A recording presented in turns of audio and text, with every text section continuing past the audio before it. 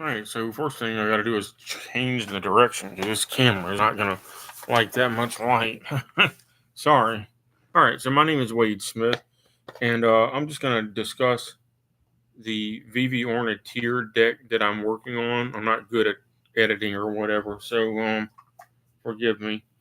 But I'm gonna discuss the deck list, basically. So of course the commander is Vivi Ornitier, for those of you who have not seen this card. So it says add X mana, 0, add X mana of any combination of blue and or red, where X is VV Ornitier's power, activate only during your turn and only once each turn. Second ability is whenever you cast a non-creature spell, put a +1/+1 counter on VV Ornitier, and it deals 1 damage to each opponent. So without giving away all of my secret tech, I'm just going to discuss what I do. I have Basalt Monolith, uh, Preordain, Etherflux Reservoir, Forbid, Deep Analysis, Ristic Study, Voltaic Key, Pact of Negation, Jaya's Immolating Inferno, Spirit Water Revival, which is an awesome new card from Last Airbender, Temporal Fissure, which is good board wipe, High Tide, Force of Will, Mind Over Matter, which usually you win if you resolve Mind Over Matter, Gilded Lotus. I got a Maze of Ith in here, Lotus Petal, Ponder, Goblin Sharpshooter for dealing with other decks that play with a lot of goblins, which this one does not play with a lot of goblins. It's only got that one. Tezzeret Cruel Captain for tutoring 1-drop artifacts. Stroke of Genius. Jessica's Will, Wand of Wonder, which is awesome in here. Sensei's Divining Top, Impulse. Chromatic Lantern to turn all my lands into whatever I need them to be. Ophidian Eye and Curiosity, Mana Vault, Scroll Rack, Mystic Remora, Mox Tantalite, which is really only good if you draw it on turn 1. Because if you draw it after turn 1, you're going to win the game before the suspend wears off. Lion's Eye Diamond, which is an alternate win condition. Grim Monolith, Arcane Signet, Forensic Gadgeteer. He's really cool. He makes infinite mana with Basalt Monolith.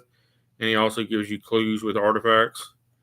Annul, Time Spiral, Foundry Inspector, Brain Freeze, Gilded Drake, Time Warp, Sonic Screwdriver, Cyclonic Rift, Counterspell, Curiosity, which I already mentioned, Walk the Eons, Mystical Tutor, Astrologian's Planisphere, Jace, Unraveler of Secrets, which is really strong, especially if you can get him out on turn 3, Soul Ring, the Mechanist Aerial Artisan. I'm working on whether or not he's actually worth it in the deck because I'm going to have Wan Shi Tong in here, possibly instead of him.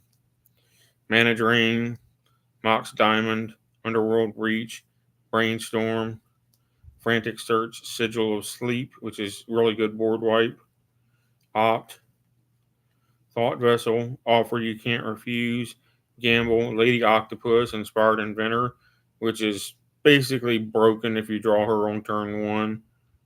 You're probably going to win. And last of all, Whispers of the Muse, and Mystic Forge to go infinite with Sensei's Divining Top. So I've got several ways to go infinite in the deck, and some cards that I have set aside that I'm not sure whether they should go back in the deck and what to take out to put them in. If any of them make it back into the deck, anyway, they're set aside over here. Memory Jar, Recoup, Codex Shredder, seems kind of weak, and Hammer of Nazan, which I just took out. Probably not going to go back in. But finding room to put Memory Jar back in there would be pretty neat. Maybe Codex Shredder to get back Underworld Breach if I lose Underworld Breach. But I don't know what I would take out. I'd be too weak. Besides all that, there's other cards that I'd like to put in here too. Like the last Agni Kai, I think it's called, from Airbender. I think it needs to go in there, and I'm not sure what to take out. but it can produce like 10, 15 mana and kill an enemy creature in one turn. So it probably needs to go in there, and it's only a 2-drop. So if anybody like watches this video and likes the deck that I just labeled out, let me know, because the rest of the cards are just lands. It's pretty basic stuff. I don't have any expensive dual lands or anything in there. I got like the modern semi duals that aren't true dual lands. Like if you know, and command tower and path of ancestry and so forth.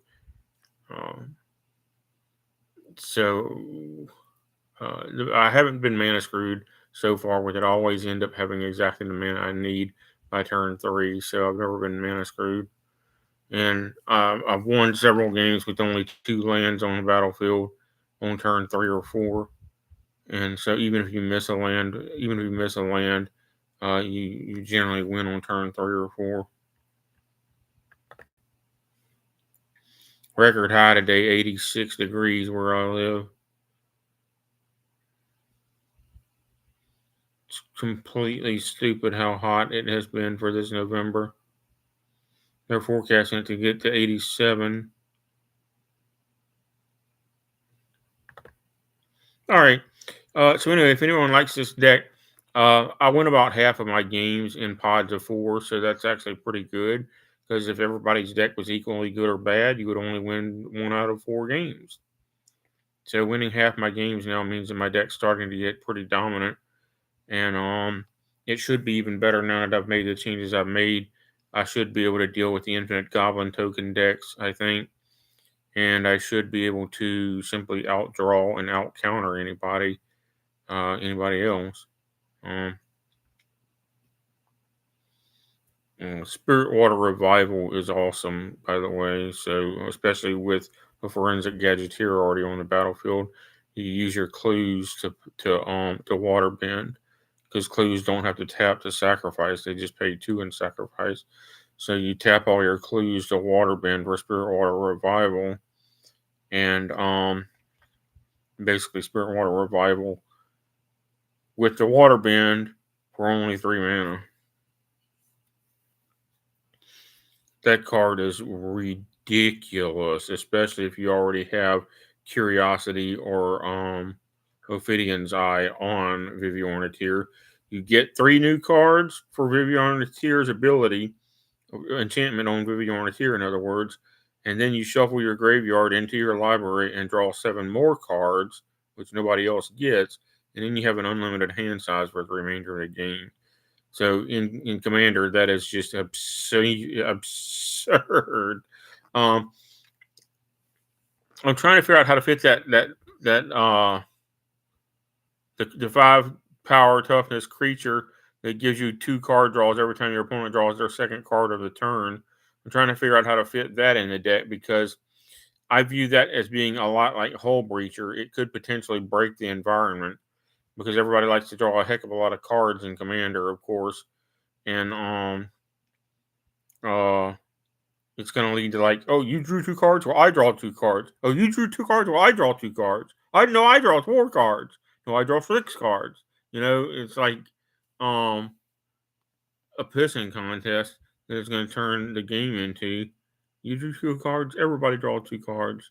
I draw 4 more cards. You know. All right, so that's the end of my comments on my deck ideas. Um, the deck that beat me, I beat a Goblin Tokens deck.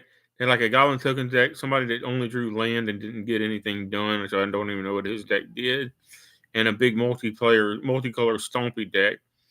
And I beat them on turn 4 with initially 3 lands and drew into my 4th land as I went off with Mind Over Matter.